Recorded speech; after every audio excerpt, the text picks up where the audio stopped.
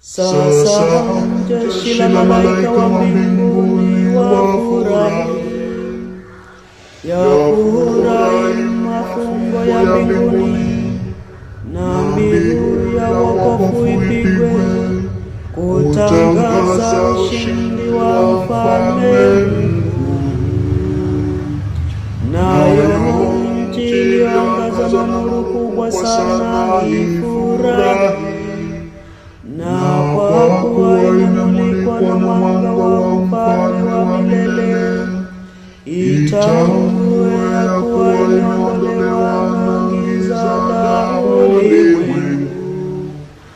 Naye mama kanisa aliyepambwa vizuri na taa nyingi zenye kuwaka furahi, na sauti za watu zifume katika